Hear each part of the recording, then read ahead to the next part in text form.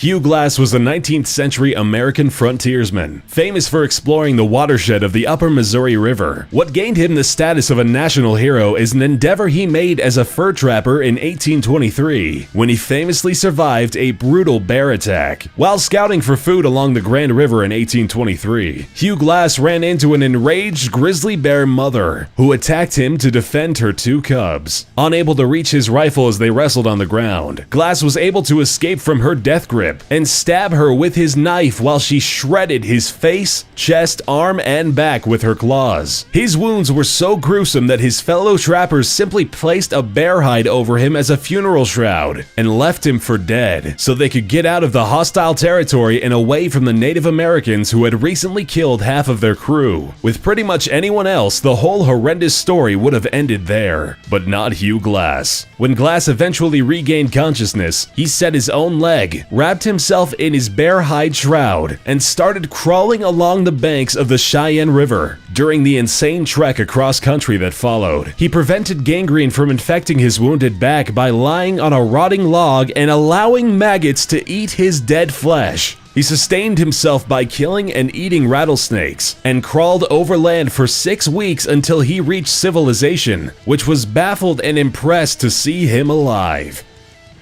Julian Koepke is a German zoologist, and even though she's made contributions in her field, she's more famous for being a plane crash survivor. In the early 70s, at the age of 17, Julian was on a flight from Lima to Pucallpa with her mother when the plane was struck by lightning. Julian was the sole survivor of the plane crash, which fell a total of 2 miles from the sky. She was strapped to her seat and landed in a rainforest, with injuries of a concussion, broken collarbone, a gash to her right arm, and her right eye swollen shut. The sweets she found while checking for survivors ended up being her only food. She followed a small stream, expecting it to lead her to civilization. After 9 sleep-deprived days spent in knee-high water with an empty stomach, Koepke finally came across a boat belonging to lumbermen, who tended to her wounds and eventually got her to safety.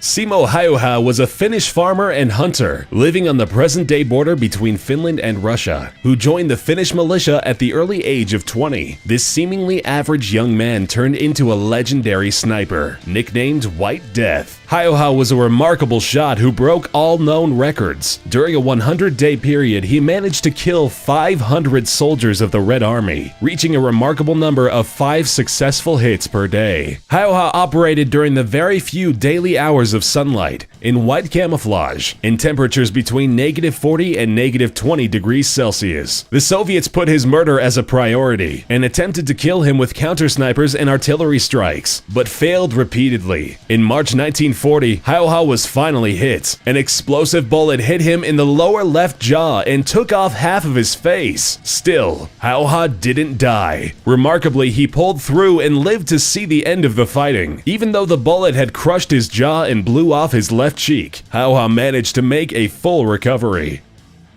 Shavash Karapetyan is a 17-time world champion Soviet-Armenian fin swimmer. Although a prominent name in the obscure underwater sport, Karapetyan is actually best known for the incident which made him retire. In 1976, while training with his brother alongside a lake, Karapetyan witnessed a trolleybus crash, with 92 passengers inside. The trolleybus fell from a dam wall and splashed at the bottom of a 10-meter deep reservoir. Karapetyan ran to the rescue and single-handedly rescued 20 people from the sinking bus. Karapetyan managed to break into the trolleybus and, with barely any visibility and very little time, pull 20 passengers up to safety. Unfortunately, the combined effect of cold water and the multiple wounds he received led to him falling into a 45-day coma. He awoke a hero, but never managed to recover completely. His heroics sadly ended his career, but saved many lives. Karapetyan repeated his heroism 10 years later, when he rescued people trapped in a burning building, which made him become a household name.